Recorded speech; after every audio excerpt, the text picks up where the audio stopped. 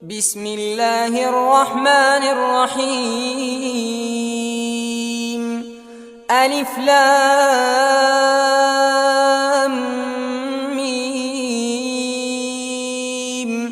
ذلك الكتاب لا ريب فيه هدى للمتقين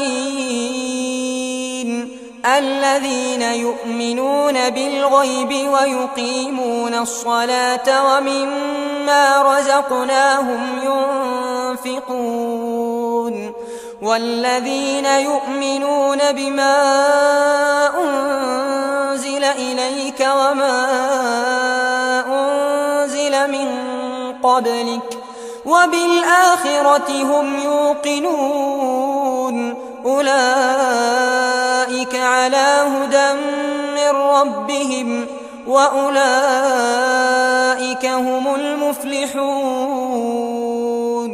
إن الذين كفروا سواء عليهم أأنذرتهم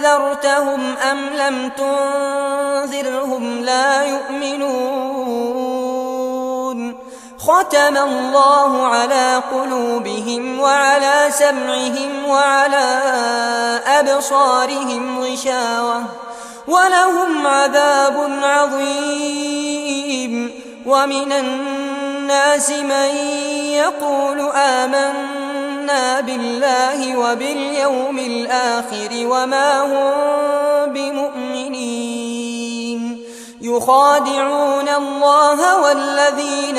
آمنوا وما يخدعون إلا أنفسهم وما يشعرون. في قلوبهم مرض فزادهم الله مرضا ولهم عذاب أليم بما كانوا يكذبون. وإذا قيل لهم لا تفسدوا في الأرض قالوا إنما نحن مصلحون ألا إنهم هم المفسدون ولكن لا يشعرون.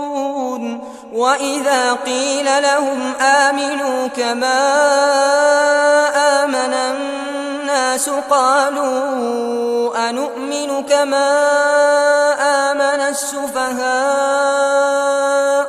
ألا إنهم هم السفهاء ولكن لا يعلمون. وإذا لقوا الذين آمنوا قالوا آمنا وإذا خلوا إلى شياطينهم قالوا إنا معكم إنما نحن مستهزئون. الله يستهزئ بهم ويمدهم في طغيانهم يعمهون.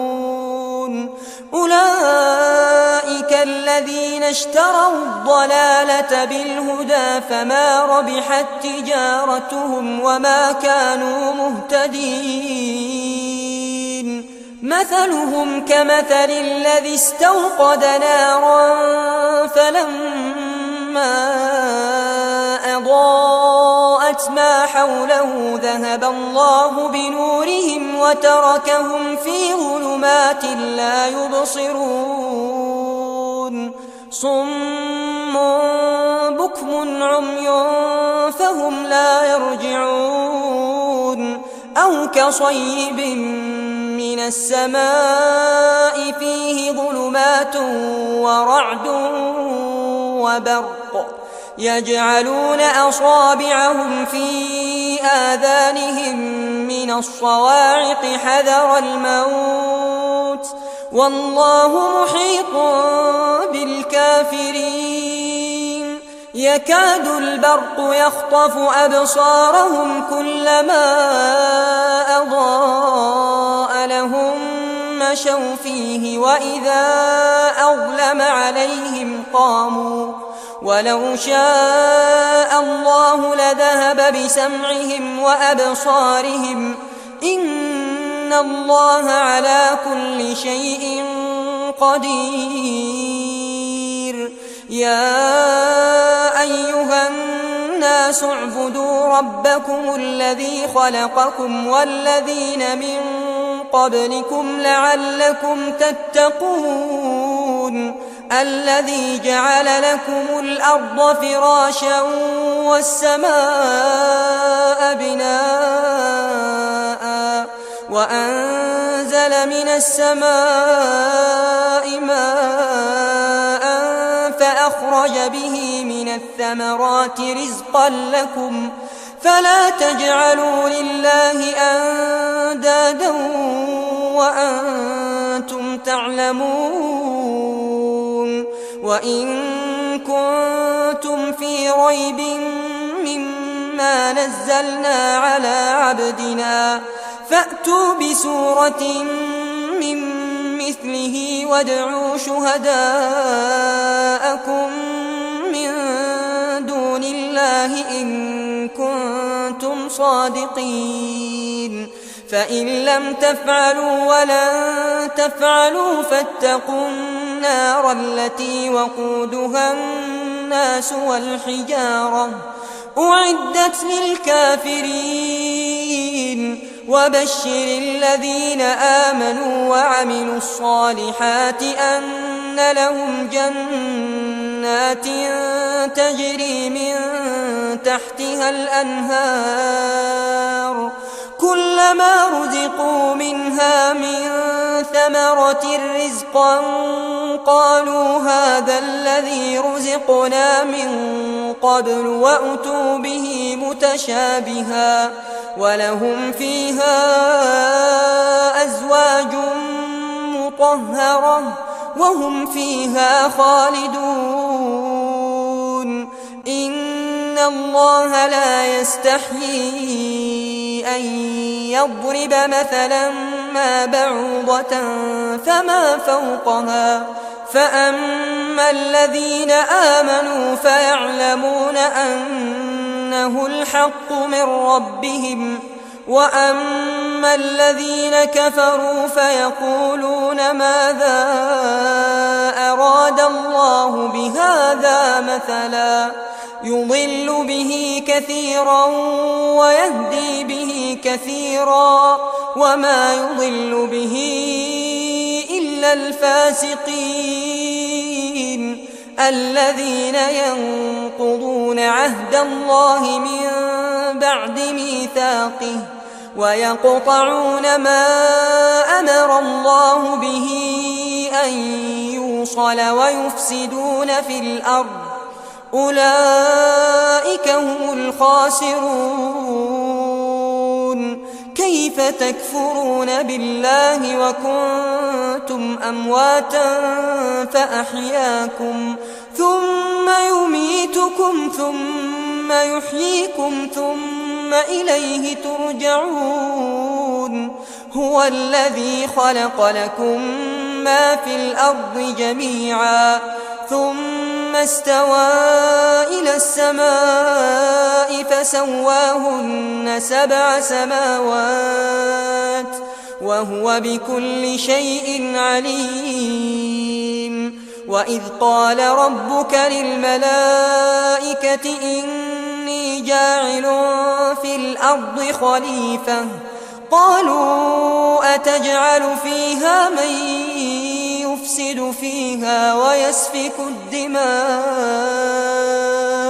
ونحن نسبح بحمدك ونقدس لك قال إني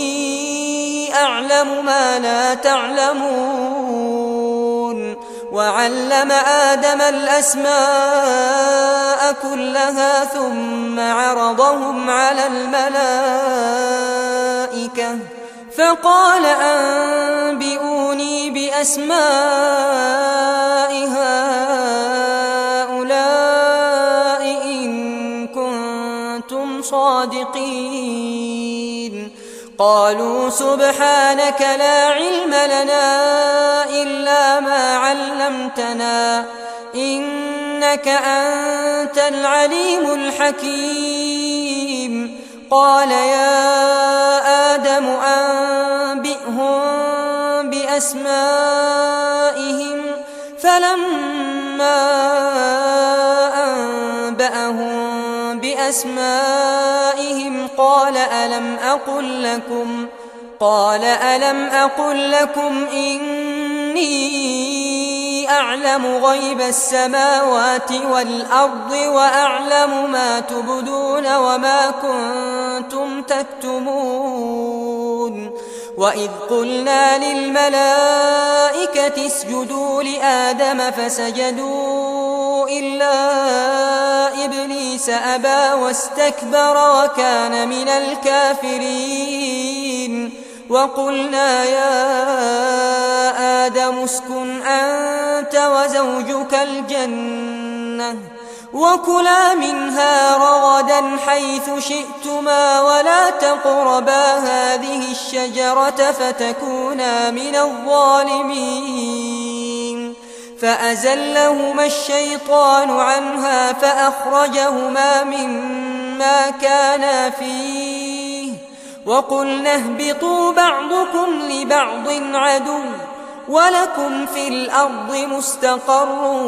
ومتاع إلى حين فتلقى آدم من ربه كلمات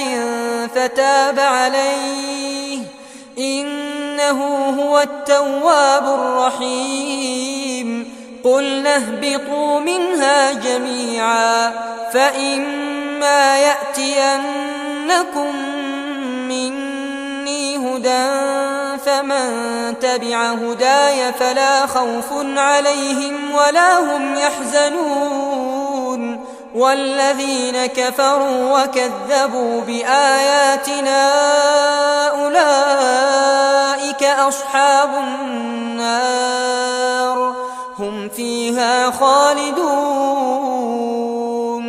يا بني إسرائيل اذكروا نعمتي التي أنعمت عليكم وأوفوا بعهدي أوف بعهدكم وإياي فارهبون وآمنوا بما أنزلت مصدقا لما معكم ولا تكونوا أول كافر به ولا تشتروا بآياتي ثمنا قليلا وإياي فاتقون ولا تلبسوا الحق بالباطل وتكتموا الحق وأنتم تعلمون وأقيموا الصلاة وآتوا الزكاة واركعوا مع الراكعين أتأمرون الناس بالبر وتنسون أنفسكم وأنتم تتلون الكتاب أفلا تعقلون واستعينوا بالصبر والصلاة وإنها لكبيرة إلا على الخاشعين الذين يظنون أنهم ملاقو ربهم وأنهم إليه راجعون يا بني إسرائيل اذكروا نعمتي التي أنعمت عليكم وأني فضلتكم على العالمين واتقوا يوما لا تجزي نفس عن نفس شيئا ولا يقبل منها شفاعة ولا يؤخذ منها عدل ولا هم ينصرون وإذ نجيناكم من آل فرعون يسومونكم سوء العذاب يذبحون أبناءكم ويستحيون نساءكم وفي ذلكم بلاء من ربكم عظيم وإذ فرقنا بكم البحر فأنجيناكم وأغرقنا آل فرعون وأنتم تنظرون وإذ واعدنا موسى 40 ليلة ثم اتخذتم العجل من بعده وأنتم ظالمون ثم عفونا عنكم من بعد ذلك لعلكم تشكرون وإذ آتينا موسى الكتاب والفرقان لعلكم تهتدون وإذ قال موسى لقومه يا قوم إنكم ظلمتم أنفسكم باتخاذكم العجل فتوبوا إلى بارئكم فاقتلوا أنفسكم ذلكم خير لكم عند بارئكم فتاب عليكم إنه هو التواب الرحيم وإذ قلتم يا موسى لن نؤمن لك حتى نرى الله جهرة فأخذتكم الصاعقة وأنتم تنظرون ثم بعثناكم من بعد موتكم لعلكم تشكرون وظللنا عليكم الغمام وأنزلنا عليكم المن والسلوى كلوا من طيبات ما رزقناكم وما ظلمونا ولكن كانوا أنفسهم يظلمون وإذ قلنا ادخلوا هذه القرية فكلوا منها حيث شئتم رغدا وادخلوا الباب سجدا وقولوا حطة نغفر لكم خطاياكم وسنزيد المحسنين فبدل الذين ظلموا قولا غير الذي قيل لهم فأنزلنا على الذين ظلموا رجزا من السماء بما كانوا يفسقون وإذ استسقى موسى لقومه فقلنا اضرب بعصاك الحجر فانفجرت منه 12 عينا قد علم كل أناس مشربهم كلوا واشربوا من رزق الله ولا تعثوا في الأرض مفسدين وإذ قلتم يا موسى لن نصبر على طعام واحد فادع لنا ربك يخرج لنا مما تنبت الأرض من بقلها وقثائها وفومها وعدسها وبصلها قال أتستبدلون الذي هو أدنى بالذي هو خير اهبطوا مصرا فإن لكم ما سألتم وضربت عليهم الذلة والمسكنة وباءوا بغضب من الله ذلك بأنهم كانوا يكفرون بآيات الله ويقتلون النبيين بغير الحق ذلك بما عصوا وكانوا يعتدون إن الذين آمنوا والذين هادوا والنصارى والصابئين من آمن بالله واليوم الآخر وعمل صالحا فلهم أجرهم عند ربهم ولا خوف عليهم ولا هم يحزنون وإذ أخذنا ميثاقكم ورفعنا فوقكم الطور خذوا ما آتيناكم بقوة واذكروا ما فيه لعلكم تتقون ثم توليتم من بعد ذلك فلولا فضل الله عليكم ورحمته لكنتم من الخاسرين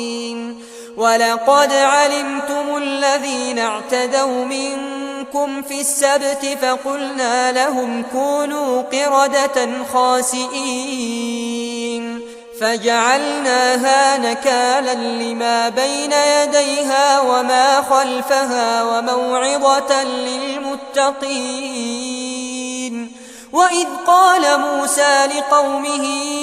إن الله يأمركم أن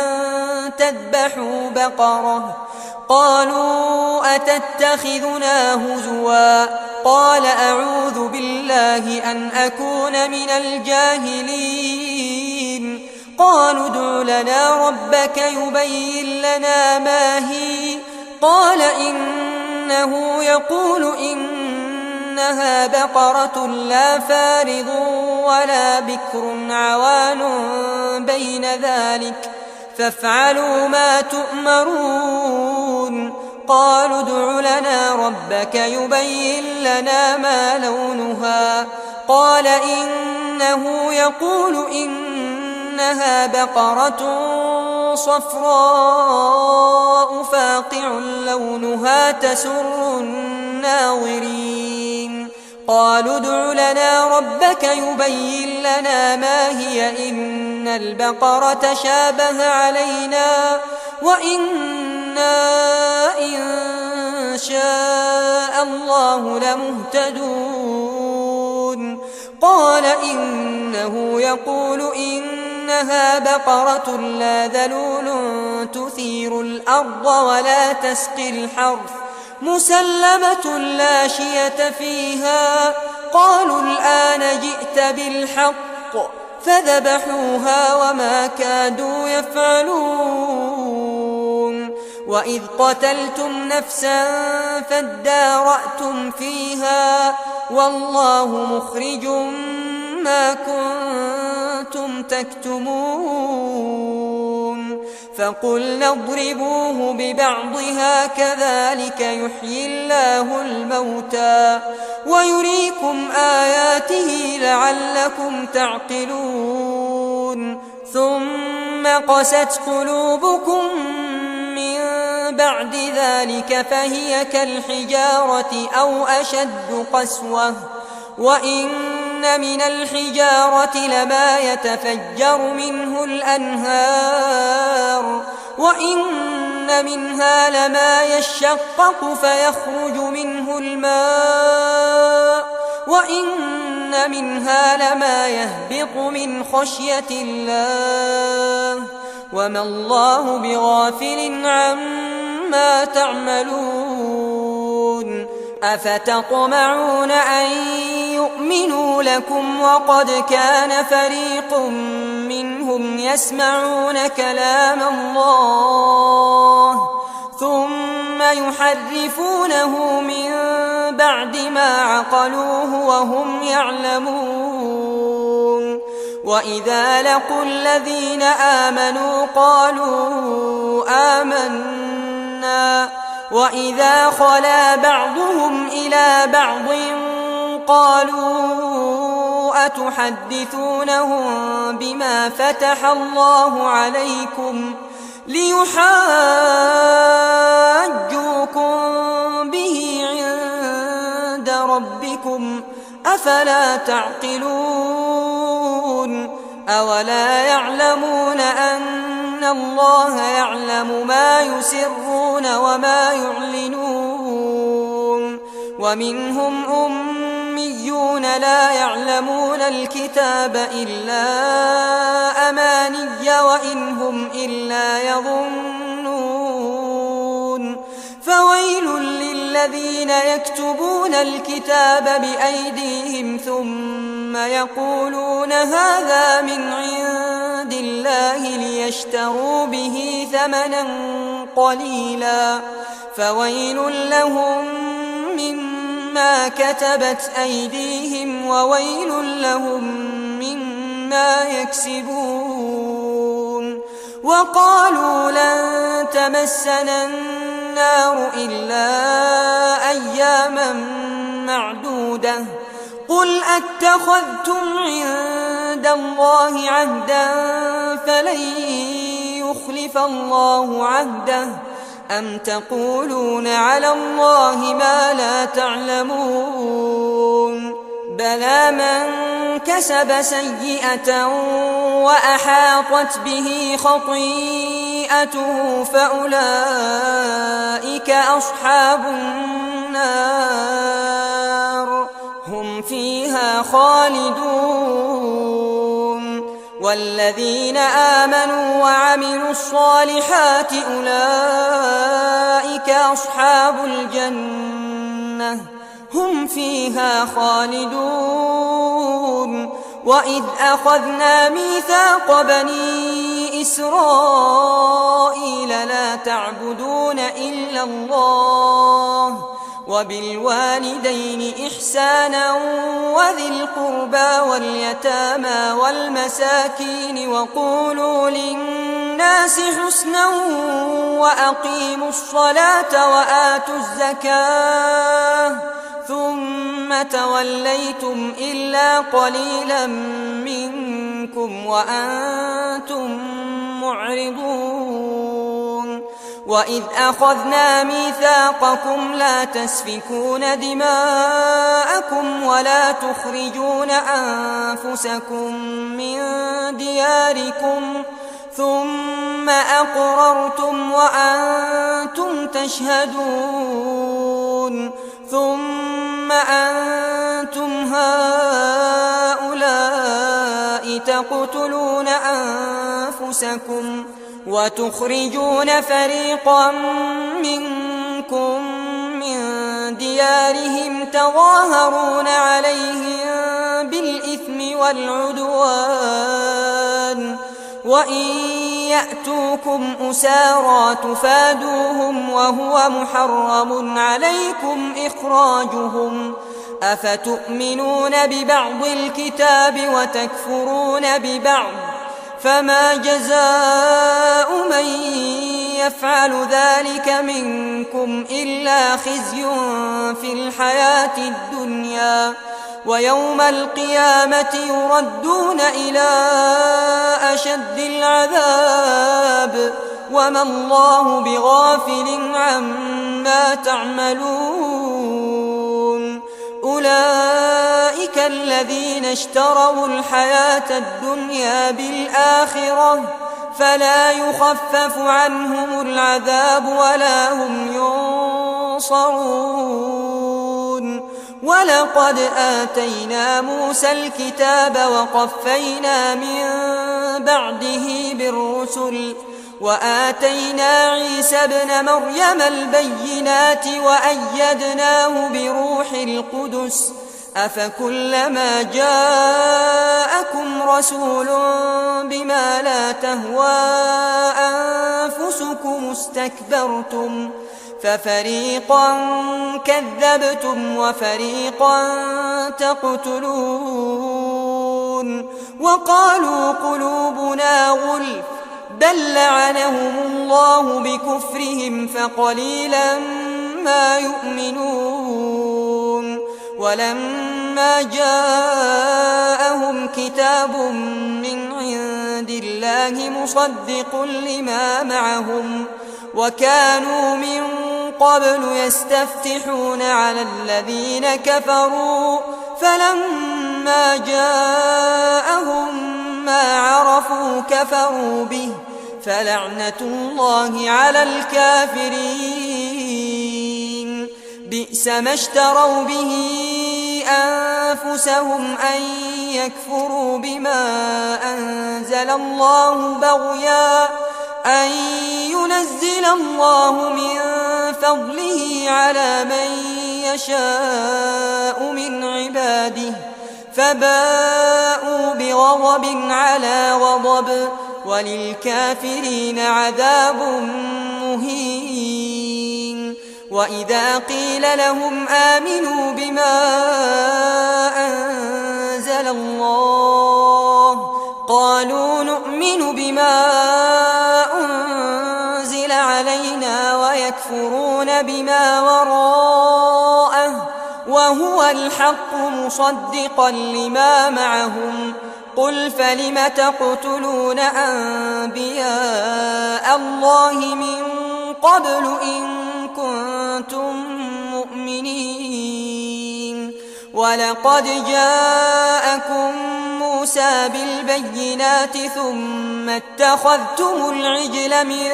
بعده وأنتم ظالمون وإذ أخذنا ميثاقكم ورفعنا فوقكم الطور خذوا ما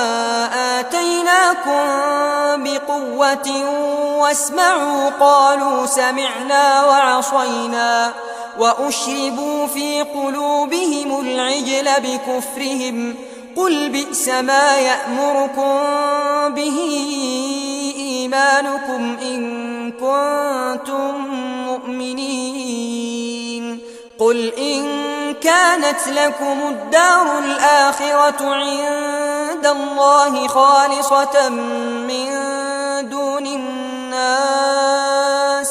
فتمنوا الموت إن كنتم صادقين ولن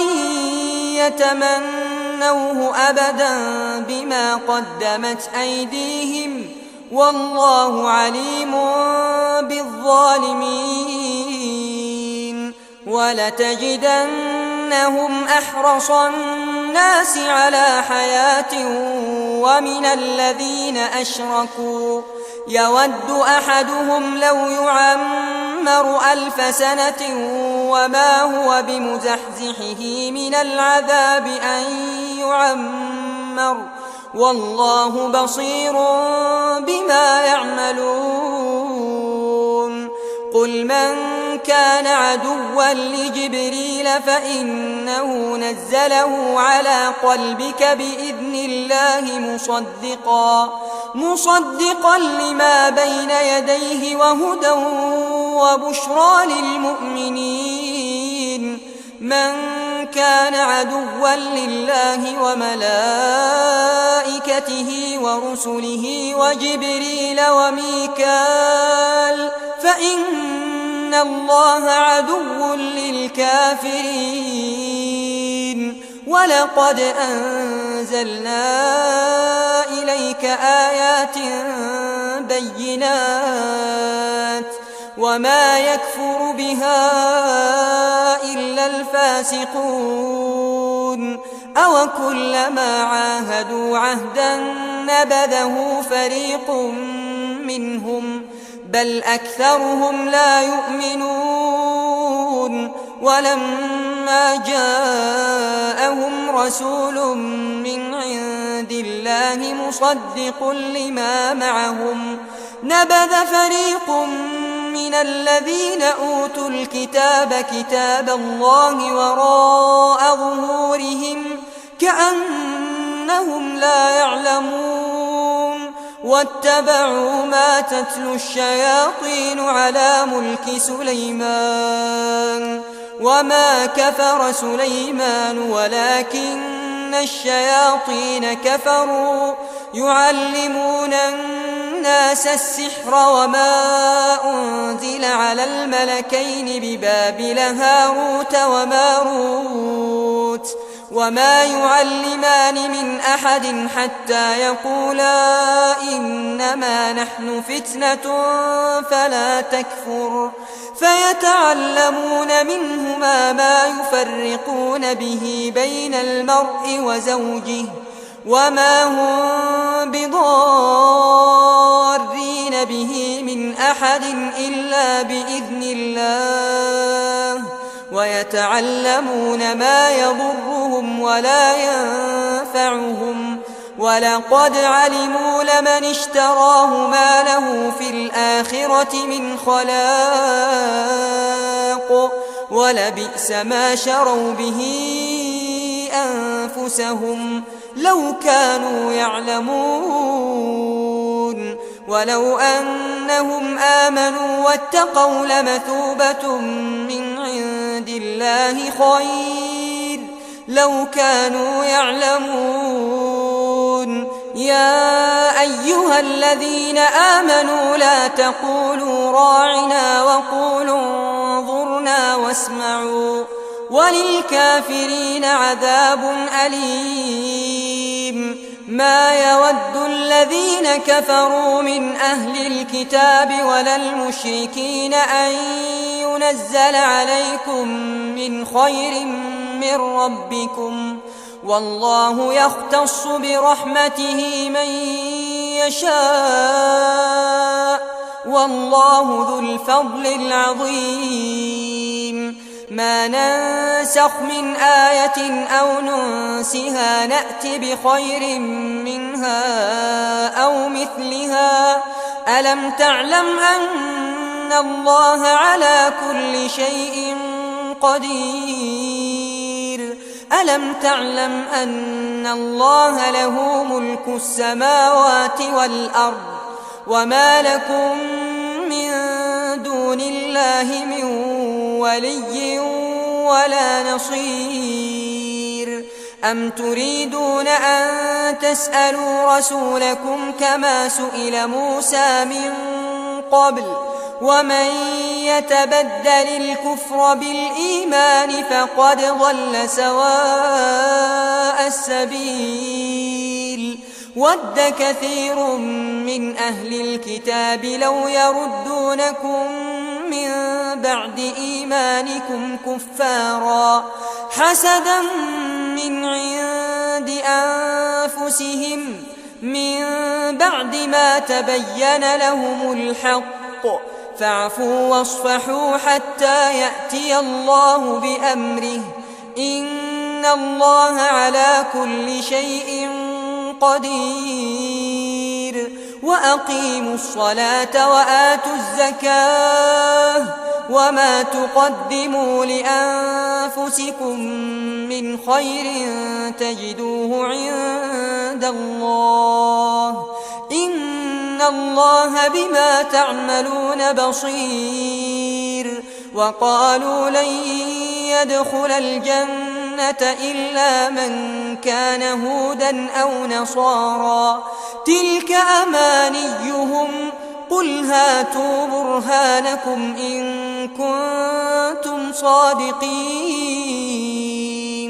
بلى من أسلم وجهه لله وهو محسن فله أجره عند ربه ولا خوف عليهم ولا هم يحزنون وقالت اليهود ليست النصارى على شيء وقالت النصارى ليست اليهود على شيء وهم يتلون الكتاب كذلك قال الذين لا يعلمون مثل قولهم فالله يحكم بينهم يوم القيامة فيما كانوا فيه يختلفون ومن أظلم ممن منع مساجد الله أن يذكر فيها اسمه وسعى في خرابها أولئك ما كان لهم أن يدخلوها إلا خائفين لهم في الدنيا خزي ولهم في الآخرة عذاب عظيم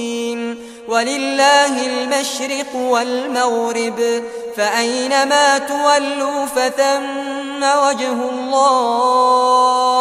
إن الله واسع عليم وقالوا اتخذ الله ولدا سبحانه بل له ما في السماوات والأرض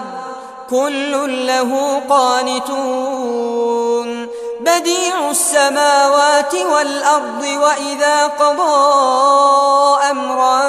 فإنما يقول له كن فيكون وقال الذين لا يعلمون لولا يكلمنا الله أو تأتينا آية كذلك قال الذين من قبلهم مثل قولهم تشابهت قلوبهم قد بينا الآيات لقوم يوقنون إنا أرسلناك بالحق بشيرا ونذيرا ولا تسأل عن أصحاب الجحيم ولن ترضى عنك اليهود ولا النصارى حتى تتبع ملتهم قل إن هدى الله هو الهدى ولئن اتبعت أهواءهم بعد الذي جاءك من العلم ما لك من الله من ولي ولا نصير الذين آتيناهم الكتاب يتلونه حق تلاوته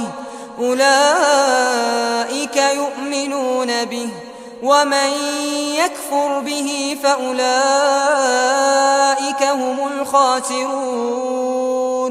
يا بني إسرائيل اذكروا نعمتي التي أنعمت عليكم وأني فضلتكم على العالمين واتقوا يوما لا تجزي نفس عن نفس شيئا ولا يقبل منها عدل ولا تنفعها شفاعة ولا هم ينصرون وإذ ابتلى إبراهيم ربه بكلمات فأتمهن قال إني جاعلك للناس إماما قال ومن ذريتي قال لا ينال عهد الظالمين وإذ جعلنا البيت مثابة للناس وأمنا واتخذوا من مقام إبراهيم مصلى وعهدنا إلى إبراهيم وإسماعيل أن طهرا بيتي للطائفين والعاكفين والركع السجود وإذ قال إبراهيم رب اجعل هذا بلدا آمنا وارزق أهله من الثمرات من آمن منهم بالله واليوم الآخر قال ومن كفر فأمتعه قليلا ثم أضطره إلى عذاب النار وبئس المصير وإذ يرفع إبراهيم القواعد من البيت وإسماعيل ربنا تقبل منا إنك أنت السميع العليم ربنا واجعلنا مسلمين لك ومن ذريتنا أمة مسلمة لك وأرنا مناسكنا وتب علينا إنك أنت التواب الرحيم ربنا وابعث فيهم رسولا منهم يتلو عليهم آياتك ويعلمهم الكتاب والحكمة ويزكيهم إنك أنت العزيز الحكيم ومن يرغب عن ملة إبراهيم إلا من سفه نفسه ولقد اصطفيناه في الدنيا وإنه في الآخرة لمن الصالحين إذ قال له ربه أسلم قال أسلمت لرب العالمين ووصى بها إبراهيم بنيه ويعقوب يا بني إن الله اصطفى لكم الدين فلا تموتن إلا وأنتم مسلمون أم كنتم شهداء إذ حضر يعقوب الموت إذ قال لبنيه ما تعبدون من بعدي قالوا نعبد إلهك وإله آبائك إبراهيم وإسماعيل وإسحاق إلها واحدا ونحن له مسلمون تلك أمة قد خلت لها ما كسبت ولكم ما كسبتم ولا تسألون عما كانوا يعملون وقالوا كونوا هودا أو نصارى تهتدوا قل بل ملة إبراهيم حنيفا وما كان من المشركين قولوا آمنا بالله وما أنزل إلينا وما أنزل إلى إبراهيم وإسماعيل وإسحاق ويعقوب والأسباط وما أوتي موسى وعيسى وما أوتي النبيون من ربهم لا نفرق بين أحد منهم ونحن له مسلمون فإن آمنوا بمثل ما آمنتم به فقد اهتدوا وإن تولوا فإنما هم في شقاق فسيكفيكهم الله وهو السميع العليم صبغة الله ومن أحسن من الله صبغة ونحن له عابدون قل أتحاجوننا في الله وهو ربنا وربكم ولنا أعمالنا ولكم أعمالكم ونحن له مخلصون أم تقولون إن إبراهيم وإسماعيل وإسحاق ويعقوب والأسباط كانوا هودا أو نصارى قل أأنتم أعلم أم الله ومن أظلم ممن كتم شهادة عنده من الله وما الله بغافل عما تعملون تلك أمة قد خلت لها ما كسبت ولكم ما كسبتم ولا تسألون عما كانوا يعملون سيقول السفهاء من الناس ما ولاهم عن قبلتهم التي كانوا عليها قل لله المشرق والمغرب يهدي من يشاء إلى صراط مستقيم وكذلك جعلناكم أمة وسطا لتكونوا شهداء على الناس ويكون الرسول عليكم شهيدا وما جعلنا القبلة التي كنت عليها إلا لنعلم من يتبع الرسول ممن ينقلب على عقبيه وإن كانت لكبيرة إلا على الذين هدى الله وما كان الله ليضيع إيمانكم إن الله بالناس لرءوف رحيم قد نرى تقلب وجهك في السماء فلنولينك قبلة ترضاها فول وجهك شطر المسجد الحرام وحيث ما كنتم فولوا وجوهكم شطره وإن الذين أوتوا الكتاب ليعلمون أنه الحق من ربهم وما الله بغافل عما يعملون ولئن أتيت الذين أوتوا الكتاب بكل آية ما تبعوا قبلتك وما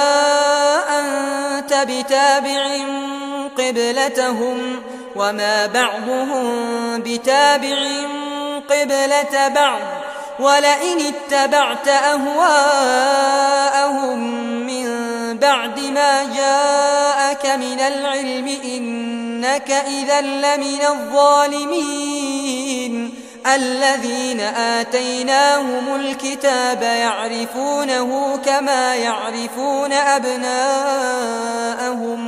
وإن فريقا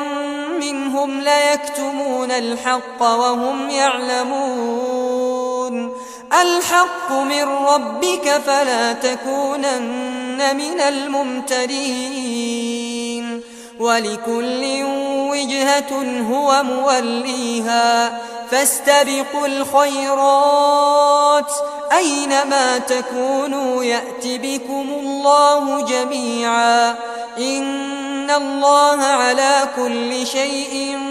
قدير. ومن حيث خرجت فول وجهك شطر المسجد الحرام وإنه للحق من ربك وما الله بغافل عما تعملون. ومن حيث خرجت فول وجهك شطر المسجد الحرام وحيث ما كنتم فولوا وجوهكم شطره لئلا يكون للناس عليكم حجة إلا الذين ظلموا منهم فلا تخشوهم واخشوني ولأتم نعمتي عليكم ولعلكم تهتدون. كما أرسلنا فيكم رسولا منكم يتلو عليكم آياتنا ويزكيكم ويعلمكم الكتاب والحكمة ويعلمكم ما لم تكونوا تعلمون. فاذكروني أذكركم واشكروا لي ولا تكفرون. يا أيها الذين آمنوا استعينوا بالصبر والصلاة إن الله مع الصابرين. ولا تقولوا لمن يقتل في سبيل الله أموات بل أحياء ولكن لا تشعرون. ولنبلونكم بشيء من الخوف والجوع ونقص من الأموال والأنفس والثمرات وبشر الصابرين الذين إذا أصابتهم مصيبة قالوا إنا لله وإنا إليه راجعون. أولئك عليهم صلوات من ربهم ورحمة وأولئك هم المهتدون. إن الصفا والمروة من شعائر الله فمن حج البيت أو اعتمر فلا جناح عليه أن يطوف بهما ومن تطوع خيرا فإن الله شاكر عليم. إن الذين يكتمون ما أنزلنا من البينات والهدى من بعد ما بيناه للناس في الكتاب أولئك يلعنهم الله ويلعنهم اللاعنون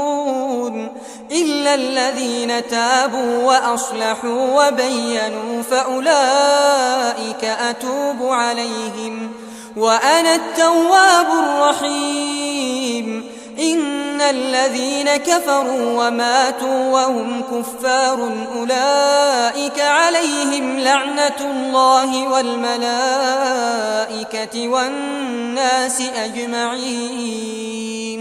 خالدين فيها لا يخفف عنهم العذاب ولا هم ينظرون. وإلهكم إله واحد لا إله إلا هو الرحمن الرحيم إن في خلق السماوات والأرض واختلاف الليل والنهار والفلك التي تجري في البحر بما ينفع الناس وما أنزل الله من السماء من ماء فأحيا به الأرض بعد موتها وبث فيها من كل دابة وتصريف الرياح والسحاب المسخر بين السماء والأرض لآيات لقوم يعقلون ومن الناس من يتخذ من دون الله أندادا يحبونهم كحب الله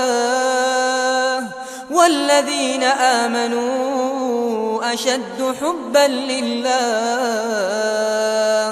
ولو يرى الذين ظلموا إذ يرون العذاب أن القوة لله جميعا وأن الله شديد العذاب إذ تبرأ الذين اتبعوا من الذين اتبعوا ورأوا العذاب وتقطعت بهم الأسباب وقال الذين اتبعوا لو أن لنا كرة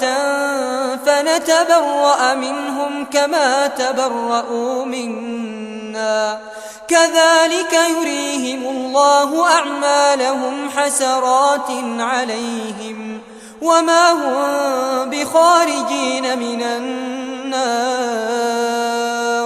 يا أيها الناس كلوا مما في الأرض حلالا طيبا ولا تتبعوا خطوات الشيطان إنه لكم عدو مبين إنما يأمركم بالسوء والفحشاء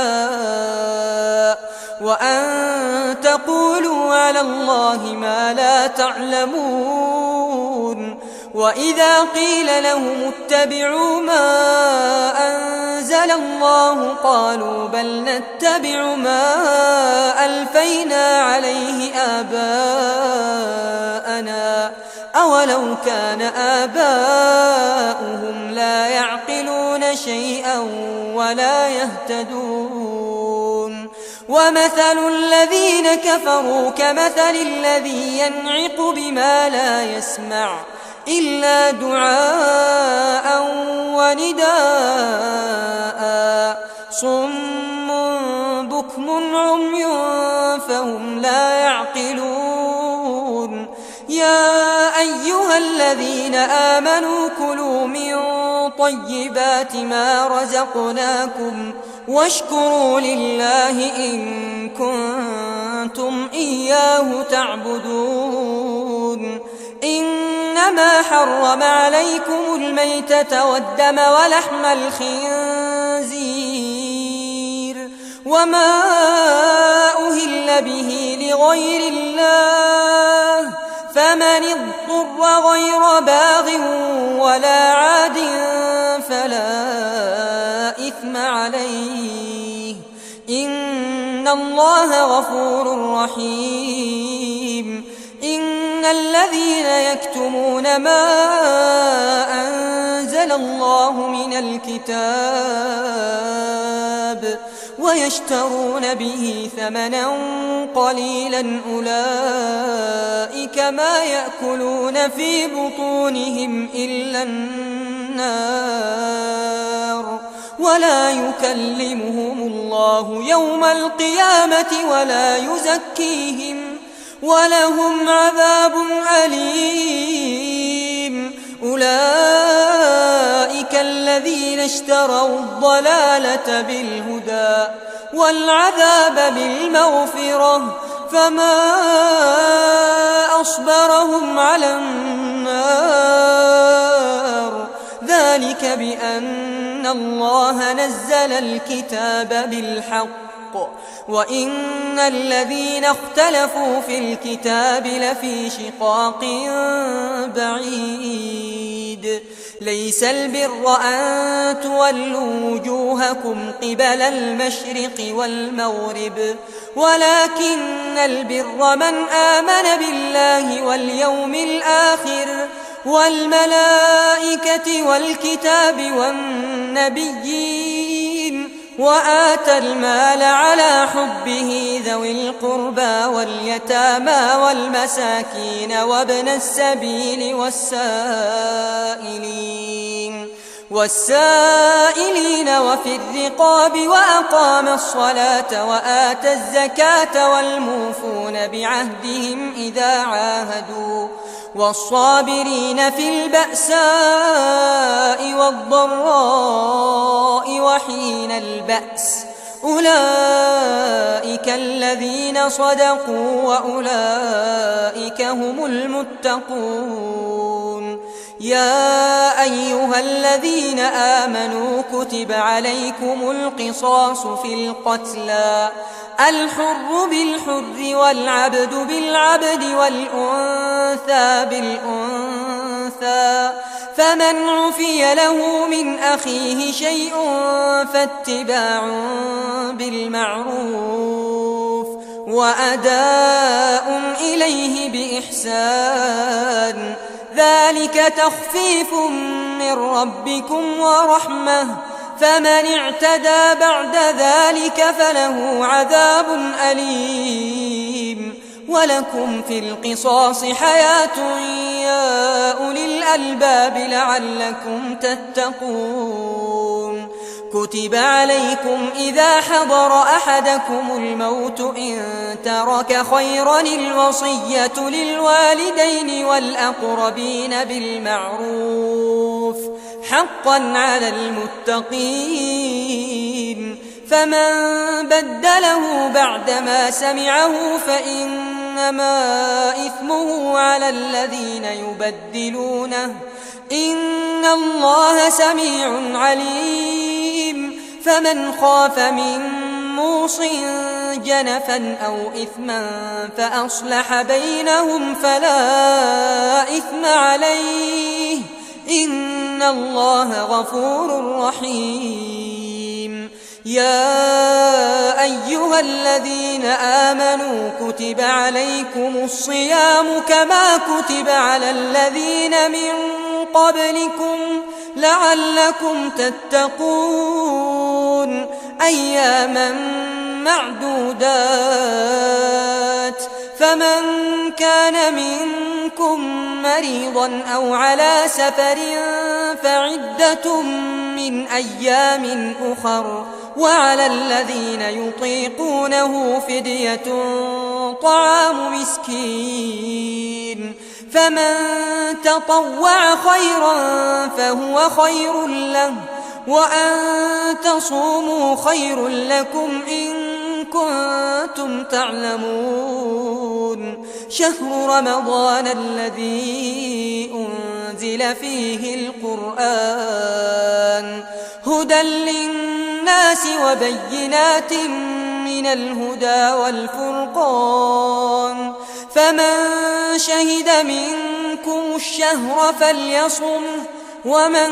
كان مريضا أو على سفر فعدة من أيام أخر يريد الله بكم اليسر ولا يريد بكم العسر ولتكملوا العدة ولتكبروا الله على ما هداكم ولعلكم تشكرون وإذا سألك عبادي عني فإني قريب أجيب دعوة الداع إذا دعان فليستجيبوا لي وليؤمنوا بي لعلهم يرشدون أحل لكم ليلة الصيام الرفث إلى نسائكم هن لباس لكم وأنتم لباس لهم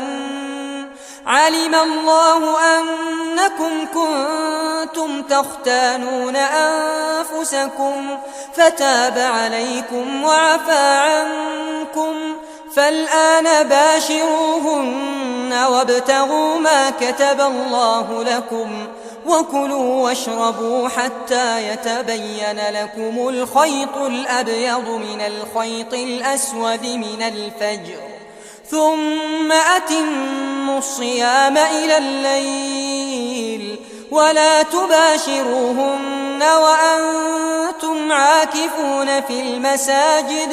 تلك حدود الله فلا تقربوها، كذلك يبين الله آياته للناس لعلهم يتقون. ولا تأكلوا أموالكم بينكم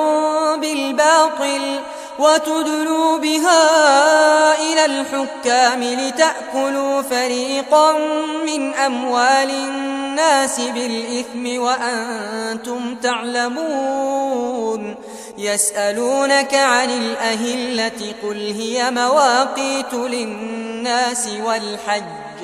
وليس البر بأن تأتوا البيوت من ظهورها، ولكن البر من اتقى، وأتوا البيوت من أبوابها، واتقوا الله لعلكم تفلحون. وقاتلوا في سبيل الله الذين يقاتلونكم ولا تعتدوا، إن الله لا يحب المعتدين. وَاقْتُلُوهُمْ حَيْثُ ثَقِفْتُمُوهُمْ وَأَخْرِجُوهُمْ مِنْ حَيْثُ أَخْرَجُوكُمْ، وَالْفِتْنَةُ أَشَدُّ مِنَ الْقَتْلِ، وَلَا تُقَاتِلُوهُمْ عِندَ الْمَسْجِدِ الْحَرَامِ حَتَّى يُقَاتِلُوكُمْ فِيهِ، فَإِنْ قَاتَلُوكُمْ فَاقْتُلُوهُمْ، كذلك جزاء الكافرين. فإن انتهوا فإن الله غفور رحيم. وقاتلوهم حتى لا تكون فتنة ويكون الدين لله، فإن انتهوا فلا عدوان إلا على الظالمين. الشهر الحرام بالشهر الحرام والحرمات قصاص، فمن اعتدى عليكم فاعتدوا عليه بمثل ما اعتدى عليكم، واتقوا الله واعلموا أن الله مع المتقين. وأنفقوا في سبيل الله ولا تلقوا بأيديكم إلى التهلكة وأحسنوا إن الله يحب المحسنين. وأتموا الحج والعمرة لله، فإن أحصرتم فما استيسر من الهدي، ولا تحلقوا رؤوسكم حتى يبلغ الهدي محله، فمن كان منكم مريضا أو به أذى من رأسه ففدية من صيام أو صدقة أو نسك، فإذا أمنتم فمن تمتع بالعمرة إلى الحج فما استيسر من الهدي، فمن لم يجد فصيام 3 أيام في الحج و7 إذا رجعتم، تلك 10 كاملة، ذلك لمن لم يكن أهله حاضر المسجد الحرام. واتقوا الله واعلموا أن الله شديد العقاب. الحج أشهر معلومات، فمن فرض فيهن الحج فلا رفث ولا فسوق ولا جدال في الحج، وما تفعلوا من خير يعلمه الله، وتزودوا فإن خير الزاد التقوى، واتقون يا أولي الألباب. ليس عليكم جناح أن تبتغوا فضلا من ربكم، فإذا أفضتم من عرفات فاذكروا الله عند المشعر الحرام، واذكروه كما هداكم وإن كنتم من قبله لمن الضالين. ثم أفيضوا من حيث أفاض الناس واستغفروا الله إن الله غفور رحيم. فإذا قضيتم مناسككم فاذكروا الله كذكركم آباءكم أو أشد ذكرا. فمن الناس من يقول ربنا آتنا في الدنيا وما له في الآخرة من خلاق، ومنهم من يقول ربنا آتنا في الدنيا حسنة وفي الآخرة حسنة وقنا عذاب النار. أولئك لهم نصيب مما كسبوا والله سريع الحساب. واذكروا الله في أيام معدودات، فمن تعجل في يومين فلا إثم عليه، ومن تأخر فلا إثم عليه، لمن اتقى. واتقوا الله واعلموا أنكم إليه تحشرون.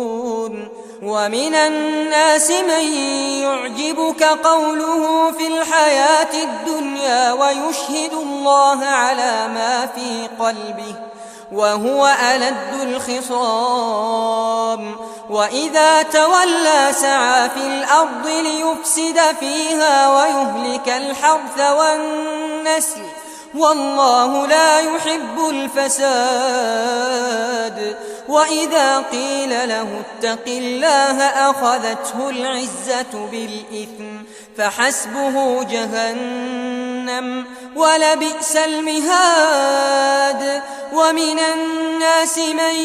يشري نفسه ابتغاء مرضات الله والله رؤوف بالعباد. يا أيها الذين آمنوا ادخلوا في السلم كافة ولا تتبعوا خطوات الشيطان إنه لكم عدو مبين. فإن زللتم من بعد ما جاءتكم البينات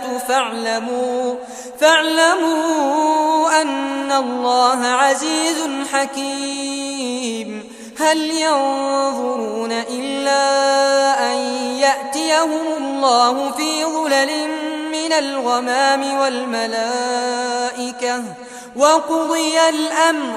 وإلى الله ترجع الأمور. سل بني إسرائيل كم آتيناهم من آية بينة ومن يبدل نعمة الله من بعد ما جاءته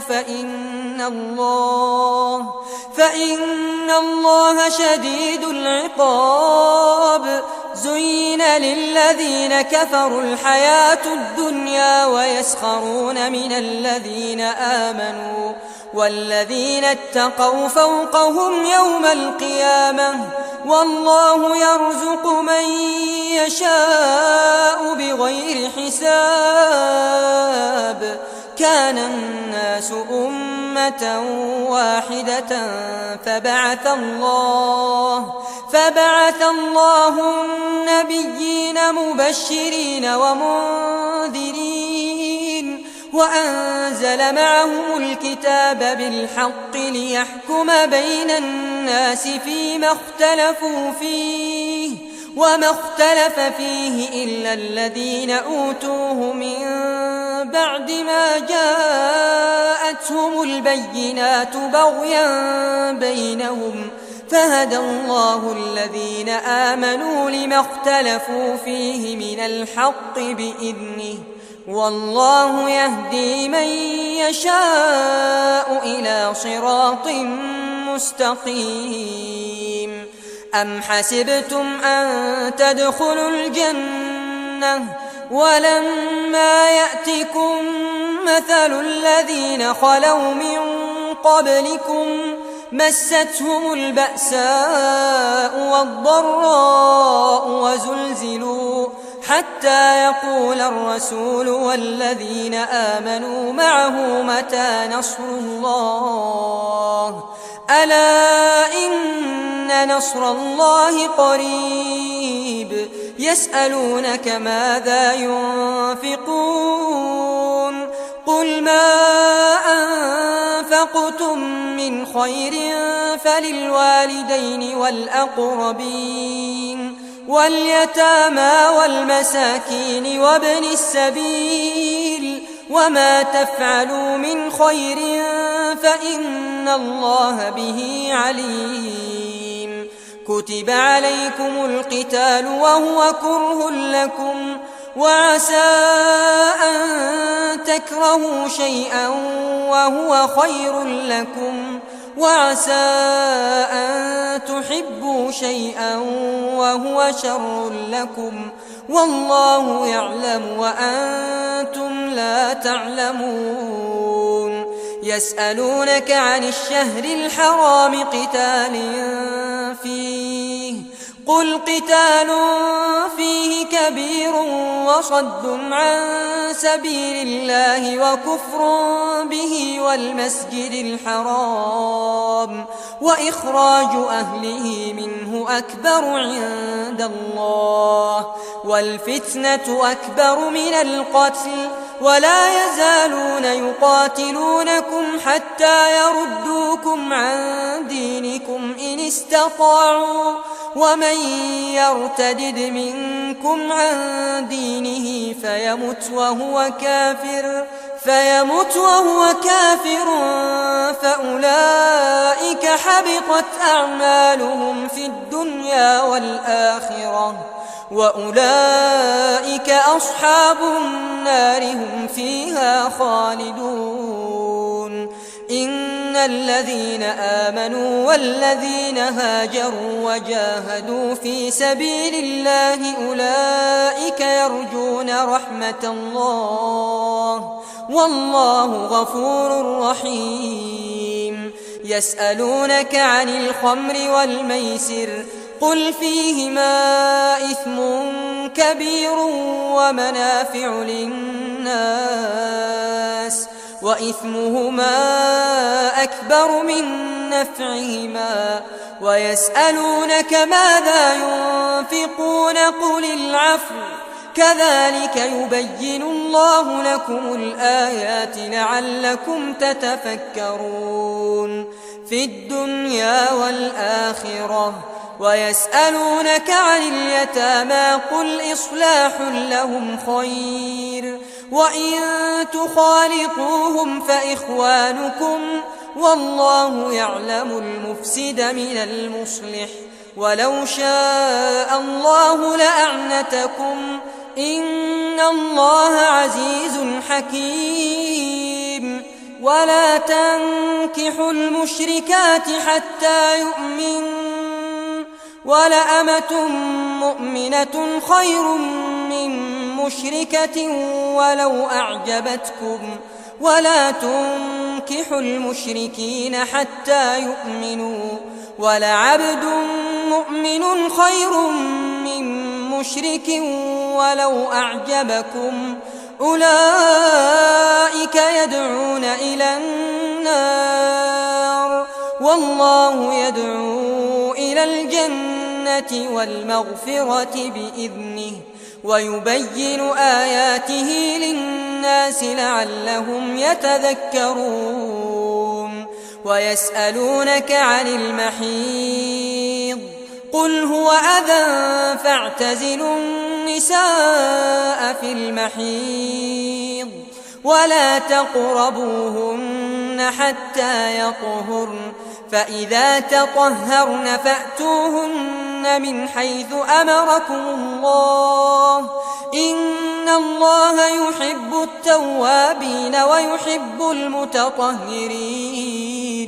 نساؤكم حرث لكم فأتوا حرثكم أنى شئتم وقدموا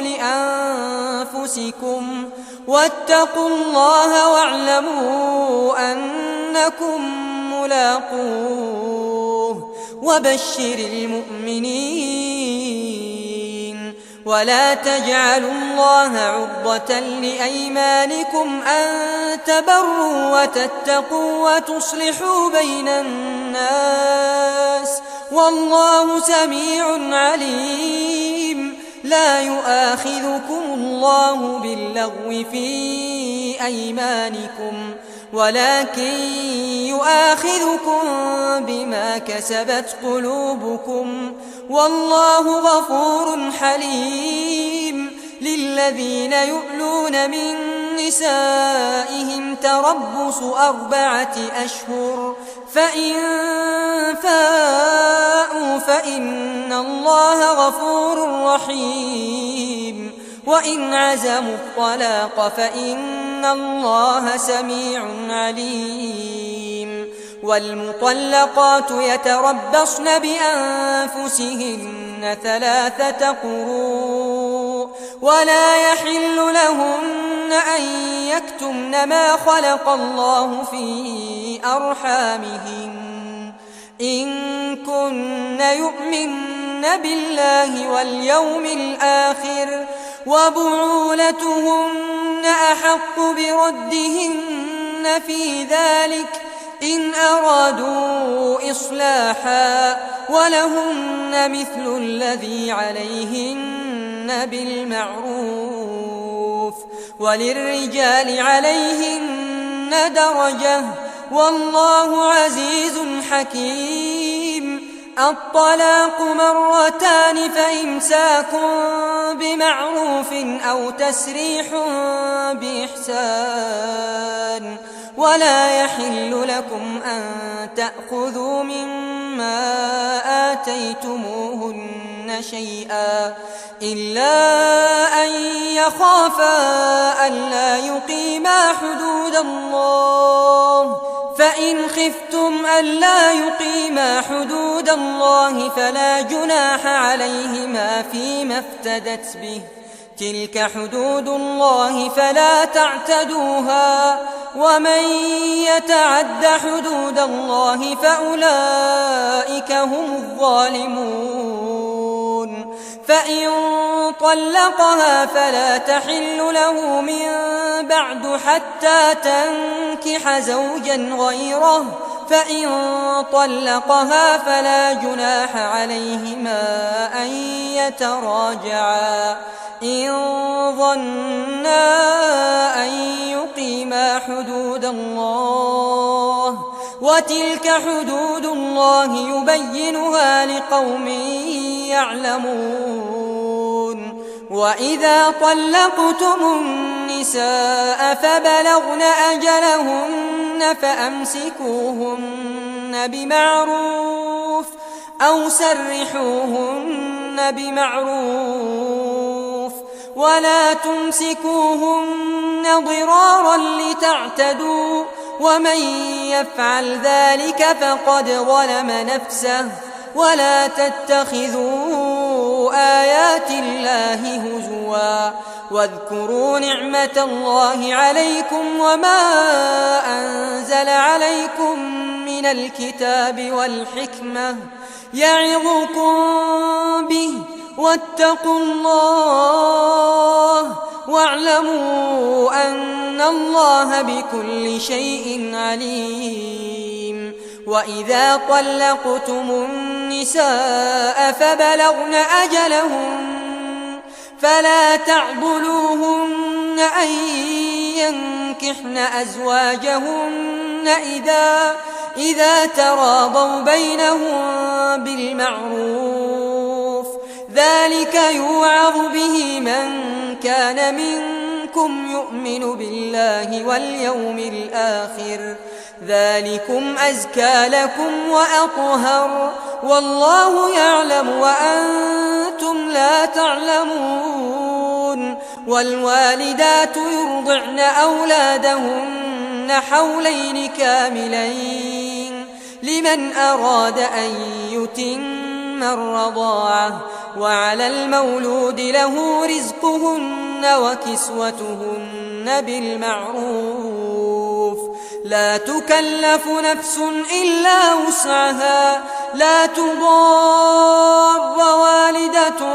بولدها ولا مولود له بولده وعلى الوارث مثل ذلك فإن أرادا فصالا عن تراض منهما وتشاور فلا جناح عليهما وإن أردتم أن تسترضعوا أولادكم فلا جناح عليكم إذا سلمتم ما آتيتم بالمعروف واتقوا الله واعلموا أن الله بما تعملون بصير والذين يتوفون منكم ويذرون أزواجا يتربصن بأنفسهن 4 أشهر وعشرا فإذا بلغن أجلهن فلا جناح عليكم فيما فعلن في أنفسهن بالمعروف والله بما تعملون خبير ولا جناح عليكم فيما عرضتم به من خطبة النساء أو أكننتم في أنفسكم علم الله أنكم ستذكرونهن ولكن لا تواعدوهن سرا إلا أن تقولوا قولا معروفا ولا تعزموا عقدة النكاح حتى يبلغ الكتاب أجله واعلموا أن الله يعلم ما في أنفسكم فاحذروه واعلموا أن الله غفور حليم لا جناح عليكم إن طلقتم النساء ما لم تمسوهن أو تفرضوا لهن فريضة ومتعوهن على الموسع قدره وعلى المقتر قدره متاعا بالمعروف حقا على المحسنين وإن طلقتموهن من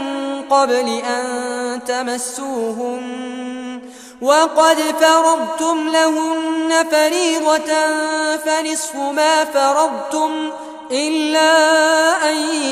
يعفون أو يعفو الذي بيده عقدة النكاح وأن تعفوا أقرب للتقوى ولا تنسوا الفضل بينكم إن الله بما تعملون بصير حافظوا على الصلوات والصلاة الوسطى وقوموا لله قانتين فإن خفتم فرجالا أو ركبانا فإذا أمنتم فاذكروا الله كما علمكم ما لم تكونوا تعلمون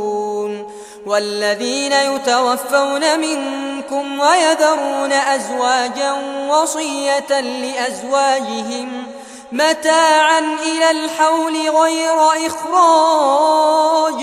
فإن خرجن فلا جناح عليكم فيما فعلن في أنفسهن من معروف والله عزيز حكيم وللمطلقات متاع بالمعروف حقا على المتقين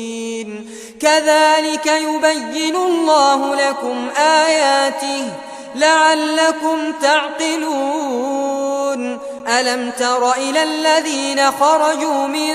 ديارهم وهم ألوف حذر الموت فقال لهم الله موتوا ثم أحياهم إن الله لذو فضل على الناس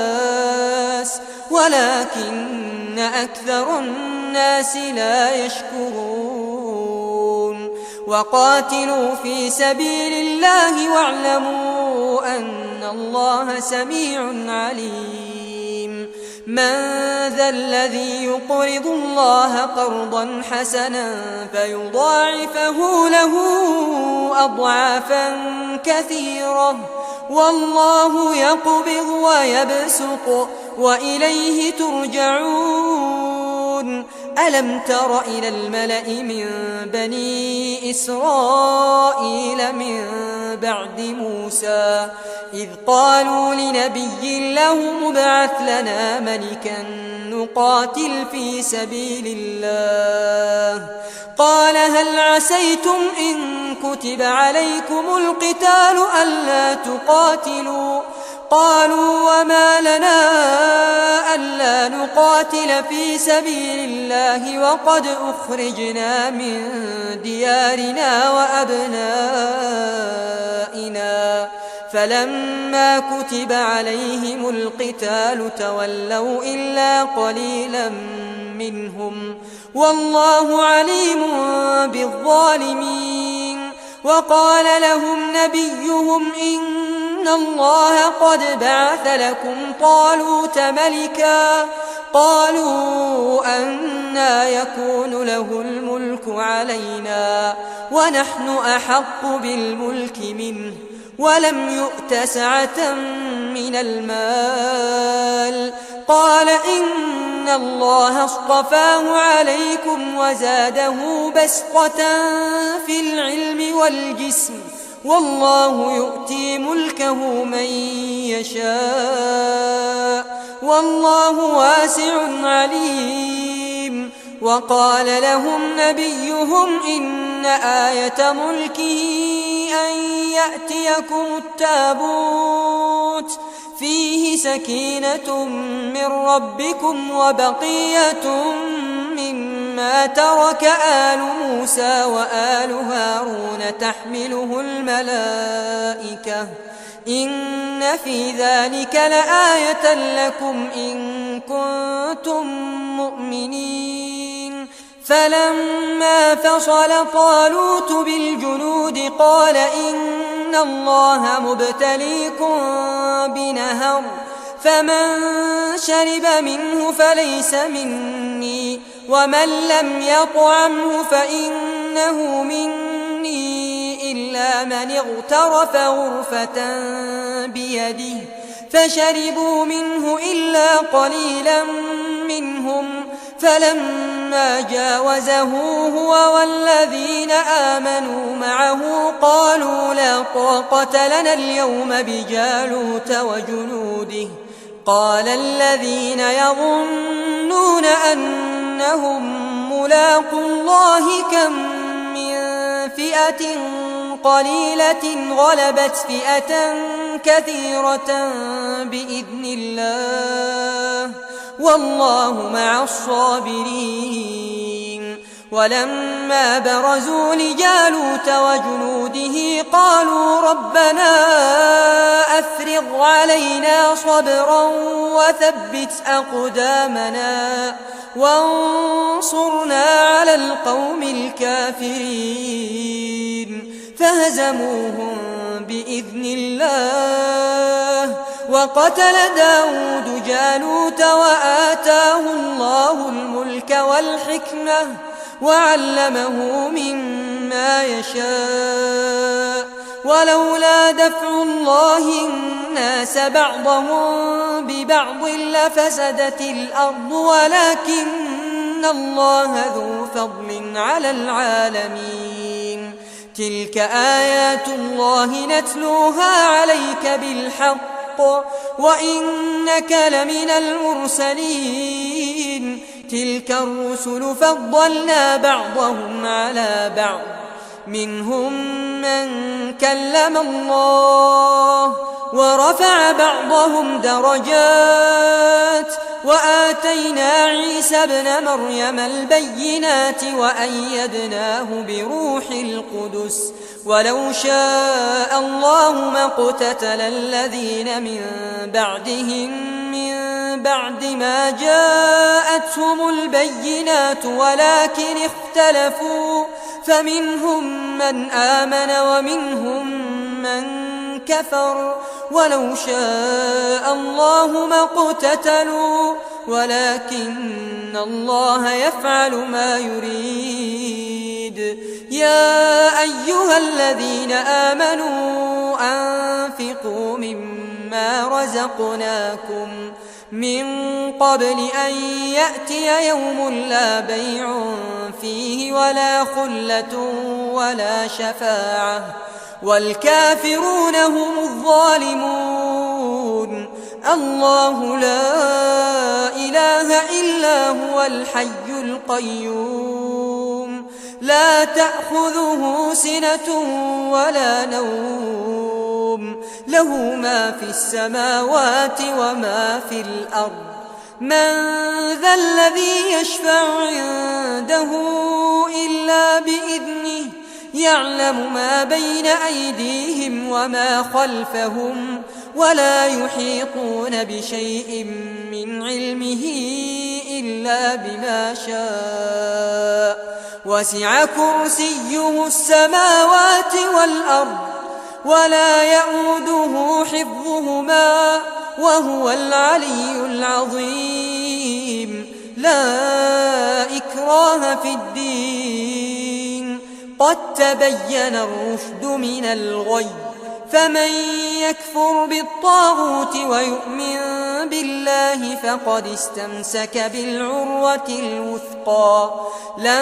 انفصام لها والله سميع عليم الله ولي الذين آمنوا يخرجهم من الظلمات إلى النور والذين كفروا أولياؤهم الطاغوت يخرجونهم من النور إلى الظلمات أولئك أصحاب النار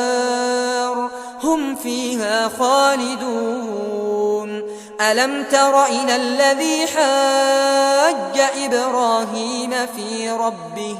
أن آتاه الله الملك إذ قال إبراهيم ربي الذي يحيي ويميت قال أنا أحيي وأميت قال إبراهيم فإن الله يأتي بالشمس من المشرق فأت بها من المغرب فبهت الذي كفر والله لا يهدي القوم الظالمين أو كالذي مر على قرية وهي خاوية على عروشها قال أنى يحيي هذه الله بعد موتها فأماته الله 100 عام ثم بعثه قال كم لبثت قال لبثت يوما أو بعض يوم قال بل لبثت 100 عام فانظر إلى طعامك وشرابك لم يتسنه وانظر إلى حمارك ولنجعلك آية للناس وانظر إلى العظام كيف ننشزها ثم نكسوها لحما فلما تبين له قال أعلم أن الله على كل شيء قدير وإذ قال إبراهيم رب أرني كيف تحيي الموتى قال أولم تؤمن قال بلى ولكن ليطمئن قلبي قال فخذ 4 من الطير فصرهن إليك ثم اجعل على كل جبل منهن جزءا ثم ادعهن يأتينك سعيا واعلم أن الله عزيز حكيم. مثل الذين ينفقون أموالهم في سبيل الله كمثل حبة أنبتت 7 سنابل في كل سنبلة 100 حبة والله يضاعف لمن يشاء والله واسع عليم. الذين ينفقون أموالهم في سبيل الله ثم لا يتبعون ما أنفقوا منا ولا أذى لهم أجرهم عند ربهم ولا خوف عليهم ولا هم يحزنون. قول معروف ومغفرة خير من صدقة يتبعها أذى والله غني حليم. يا أيها الذين آمنوا لا تبطلوا صدقاتكم بالمن والأذى كالذي ينفق ماله رئاء الناس ولا يؤمن بالله واليوم الآخر فمثله كمثل صفوان عليه تراب فأصابه وابل فتركه صلدا لا يقدرون على شيء مما كسبوا والله لا يهدي القوم الكافرين. ومثل الذين ينفقون أموالهم ابتغاء مرضات الله وتثبيتا من أنفسهم كمثل جنة بربوة أصابها وابل فآتت أكلها ضعفين فإن لم يصبها وابل فطل والله بما تعملون بصير. أيود أحدكم أن تكون له جنة من نخيل وأعناب تجري من تحتها الأنهار له فيها من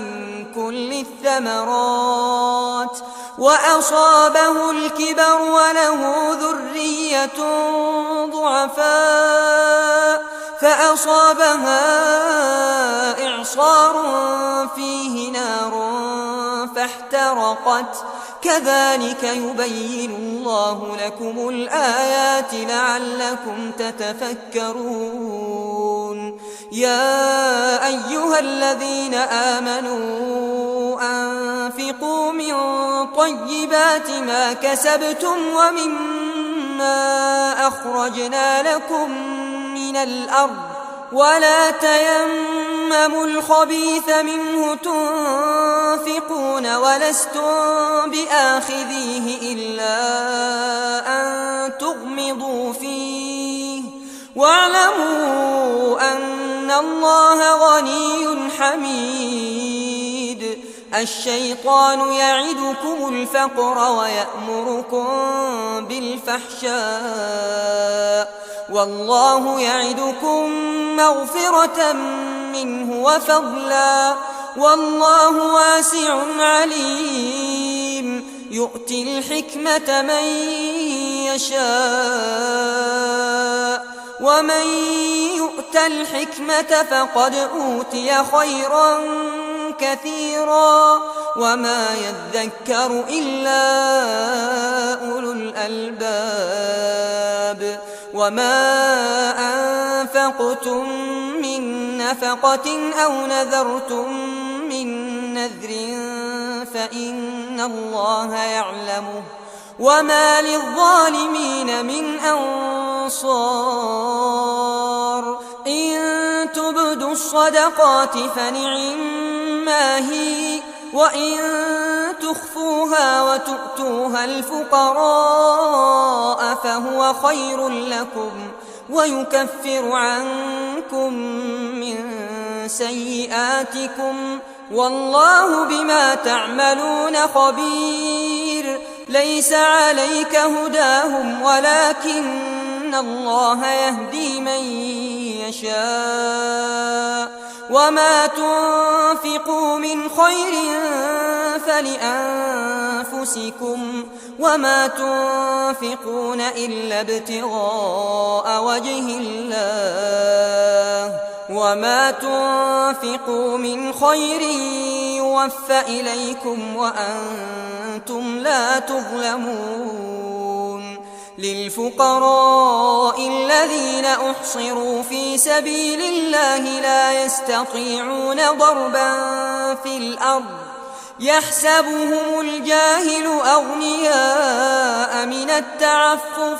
تعرفهم بسيماهم لا يسألون الناس إلحافا وما تنفقوا من خير فإن الله به عليم الذين ينفقون أموالهم بالليل والنهار سرا وعلانية فلهم أجرهم عند ربهم ولا خوف عليهم ولا هم يحزنون الذين يأكلون الربا لا يقومون إلا كما يقوم الذي يتخبطه الشيطان من المس ذلك بأنهم قالوا إنما البيع مثل الربا وأحل الله البيع وحرم الربا فمن جاءه موعظة من ربه فانتهى فله ما سلف وأمره إلى الله ومن عاد فأولئك أصحاب النار هم فيها خالدون يمحق الله الربا ويربي الصدقات والله لا يحب كل كفار أثيم إن الذين آمنوا وعملوا الصالحات وأقاموا الصلاة وآتوا الزكاة لهم أجرهم عند ربهم ولا خوف عليهم ولا هم يحزنون يا أيها الذين آمنوا اتقوا الله وذروا ما بقي من الربا إن كنتم مؤمنين فإن لم تفعلوا فأذنوا بحرب من الله ورسوله وإن تبتم فلكم رؤوس أموالكم لا تظلمون ولا تظلمون وإن كان ذو عسرة فنظرة إلى ميسرة وأن تصدقوا خير لكم إن كنتم تعلمون واتقوا يوما ترجعون فيه إلى الله ثم توفى كل نفس ما كسبت وهم لا يظلمون يا أيها الذين آمنوا إذا تداينتم بدين إلى أجل مسمى فاكتبوه وليكتب بينكم كاتب بالعدل ولا يأب كاتب أن يكتب كما علمه الله فليكتب وليملل الذي عليه الحق وليتق الله ربه ولا يبخس منه شيئا فإن كان الذي عليه الحق سفيها أو ضعيفا أو لا يستطيع أن يمل هو فليملل وليه بالعدل واستشهدوا شهيدين من رجالكم فإن لم يكونا رجلين فرجل وامرأتان ممن ترضون من الشهداء أن تضل إحداهما فتذكر إحداهما الأخرى ولا يأبى الشهداء إذا ما دعوا ولا تسأموا أن تكتبوه صغيرا أو كبيرا إلى أجله ذلكم أقسط عند الله وأقوم للشهادة وأدنى ألا ترتابوا إلا أن تكون تجارة حاضرة تديرونها بينكم فليس عليكم جناح ألا تكتبوها وأشهدوا إذا تبايعتم ولا يضار كاتب ولا شهيد وإن تفعلوا فإنه فسوق بكم واتقوا الله ويعلمكم الله والله بكل شيء عليم وإن كنتم على سفر ولم تجدوا كاتبا فرهان مقبوضة فإن أمن بعضكم بعضا فليؤدي الذي اؤتمن أمانته وليتق الله ربه ولا تكتموا الشهادة ومن يكتمها فإنه آثم قلبه والله بما تعملون عليم لله ما في السماوات وما في الأرض وإن تبدوا ما في أنفسكم أو تخفوه يحاسبكم به الله فيغفر لمن يشاء ويعذب من يشاء والله على كل شيء قدير آمن الرسول بما أنزل إليه من ربه والمؤمنون كل آمن بالله وملائكته وكتبه ورسله لا نفرق بين أحد من رسله وقالوا سمعنا وأطعنا غفرانك ربنا وإليك المصير لا يكلف الله نفسا إلا وسعها لها ما كسبت وعليها ما اكتسبت ربنا لا تؤاخذنا إن نسينا أو أخطأنا ربنا ولا تحمل علينا إصرا كما حملته على الذين من قبلنا ربنا ولا تحملنا ما لا طاقة لنا به واعف عنا واغفر لنا وارحمنا